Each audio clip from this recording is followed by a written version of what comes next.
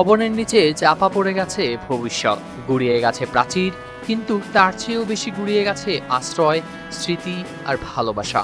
এমন এক শহর যেখানে একটা সময় শিশুরা খেলে বেড়াতো, মায়েরা হাড়িতে রান্না বসাতো, সেই শহর আজ শুধুই ধুলোয় ঢাকা। গাজায় ইসরায়েল যা করছে তা শুধু যুদ্ধ নয়, যেন পুরো একটা জনপদকে নিশ্চিহ্ন করে দেয়ার কৌশল। গেল মার্চে যুদ্ধবিরতি ভাঙার পর থেকে গাজার আকাশে প্রতিদিনই ধ্বংসের গর্জন।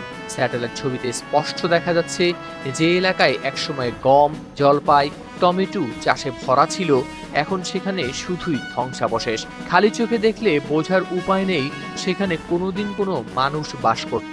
সংবাদ মাধ্যম বিবিসির যাচাই করা ভিডিওতেও দেখা গেছে সেরকমই বেশ কিছু চিত্র।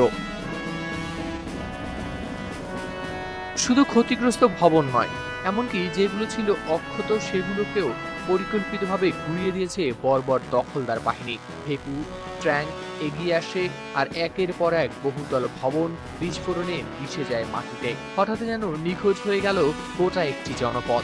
এই ধ্বংসযজ্ঞ এতটাই ছিল যে শুধু খুজা নামক এলাকাতেই ধ্বংস করা হয়েছে 1200-র বেশি ভবন। এদিকে ইসরায়েলি বাহিনী আইডিএফ বলছে সবই নাকি সন্ত্রাসী অবকাঠামো। তারা দাবি করছে হামাস এসব ভবনে লুকিয়ে রেখেছিল সামরিক সরঞ্জাম, কিন্তু মানবাধিকার আইন বিশেষজ্ঞরা বলছেন ভিন্ন কথা।